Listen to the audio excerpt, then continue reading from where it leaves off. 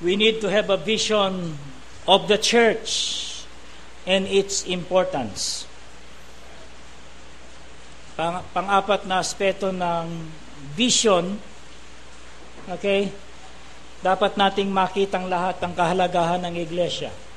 Yung Great Commission, listen church, hindi po siya ibinigay kung kani-kanino. Matthew 28, 18, 19, and 20, the Great Commission was given as a mandate to the New Testament church.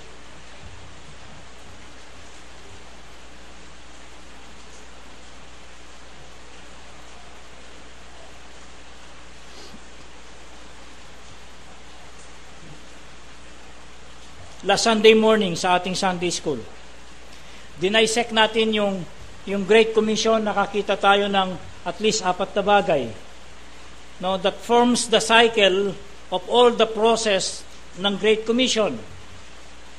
Reach out, baptize, disciple, equip, and then send. Okay? Yan po ang kabuuang pinagagawa sa atin sa Great Commission. We reach out people, we evangelize them, we share to them the gospel from the Bible. And those who believe, anong susunod na step? Mabaptize sila. Okay? So, yung nashare ng gospel at nabaptize, nagiging member sila ng church. Okay. Pag member na sila ng church, i-disciple sila, tuturuan sila para mag-mature. Kasi, paano sila magagamit ng Panginoon para maging bahagi ng soul winning kung hindi sila maturuan at mag-mature. Okay? Pag nag-mature niya, i-equip sila. Bibigyan sila ng mga sandata. Okay? Ipapaintindi sa atin kung anong ministry. Pag naintindihan na natin ang ministry, isa-send out tayo. Yung na-send out, magwiwin na naman ng soul yun. Process lang yun na umiikot. Nagpapatuloy yun. At yun pinagagawa niya sa church. So the church is not only going to reach out, and those who will reach out, okay, will be taught and discipled, equipped for multiplication in the future. Mahalaga ang papel ng iglesia sa plano ng pagliligtas ng Panginoon. Ganito man tayo kaliit, mga kapatid. Pinagkatiwala sa atin ng Panginoon ang trabaho na yan. Ganyan man ang klase ng ating assembly area, na kapag umuulan, may tumutulo dun, may tumutulo dun. Hindi yun ang pinag-uusapan natin pag pinag-usapan yung mandate ng church. Gustong ipaintindi sa atin ng Panginoon na ang kalidad ng ating mandate ay hindi siya kaparehas ng itsura ng ating building. Hindi nangangahulugan na kung pangit yung building natin, mababa ang uri ng ating iglesia. The Baptist Church is a branded church. Naintindihan niyo kung anong branded? Naintindihan natin yung gamot na branded? Iba ang presyo niya sa gamot na generic. Isang araw, hinutusan po akong bumili ng mefenamic acid. Mefenamic yung para sa sakit ng ngipin. Punta ko sa butika, sabi ko yung 500 na milligrams na mefenamic. Sabi niya, 125. Ha? 500. Tapos inulit pa niya, kala niya hindi ko naintindihan na ang halaga ng 500 milligrams na generic na gamot, piso at 25. Sabi ko, yung pong branded. Sabi niya, 21.95.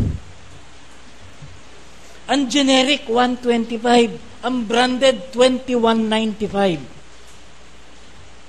The Baptist Church is a branded church. Hindi lahat nakaka-afford na maging Baptist. Bakit? May standard ang Baptist. At sa puso ng Diyos, ang Baptist Church was chosen to be the instrument of God for this Great Commission mission. At ang New Testament Church ay merong pong mahalagang role sa redemptive process ng Panginoon.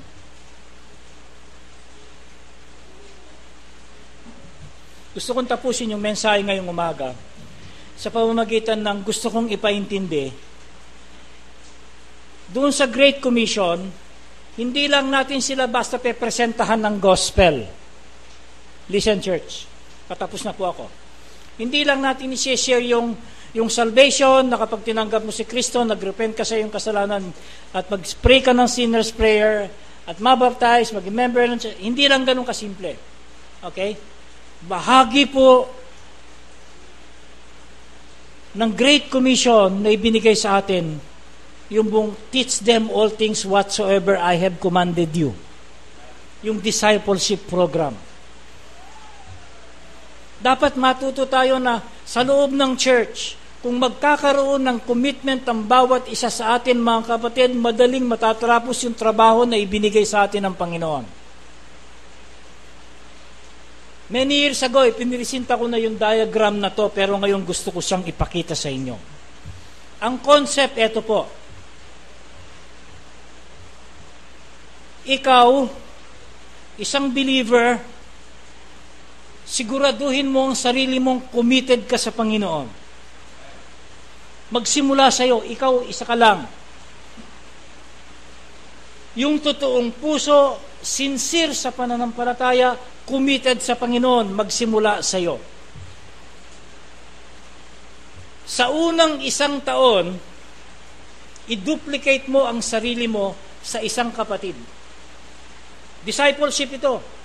I-duplicate mo, i-xerox mo yung sarili mo sa isang tao na siyang tuturuan mo, lahat ng alam mo, ibibigay mo sa kanya kung ano ang devotion mo, kung ano ang sincerity mo, kung ano ang seriousness mo, i-transfer mo sa kanya in 1 year.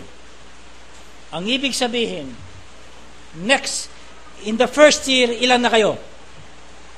Hello? On the first year, ilan na kayo? 2 na kayo. Na-duplicate mo na yung sarili mo. Okay? On the first year. Dahil kung kanino mo dineplicate yun, ganun din ang gagawin ninyong 2 on the second year. On the second year, ilan na kayo? 4. On the third year, ilan na?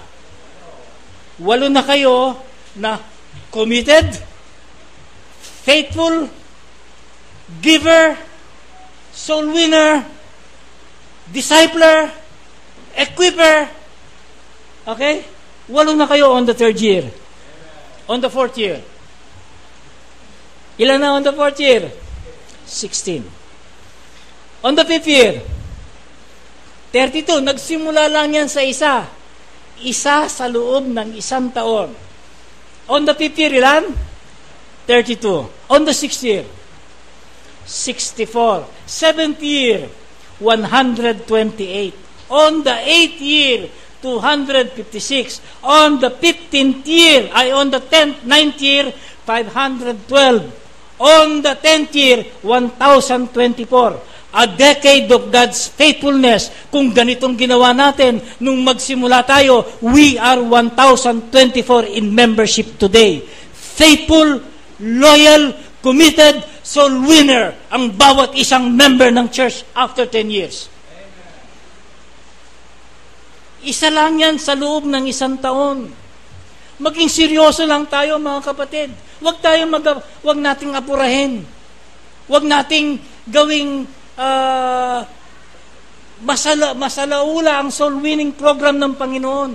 Tanggapin lang na tagapagligtas kahit sino maging member ng church.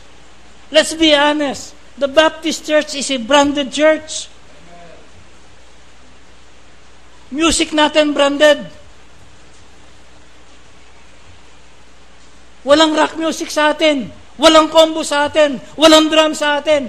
Hindi tayo papayag ng musika ng mundo daluin sa church. A branded church dapat makita ang pagkakaiba natin at saka ng mundo. Or else, wala tayong karapatang mag-exist kung anong nasa mundo, nasa sa atin. Wala tayong karapatan na mapunta rito at wala tayong mandate galing sa Panginoon.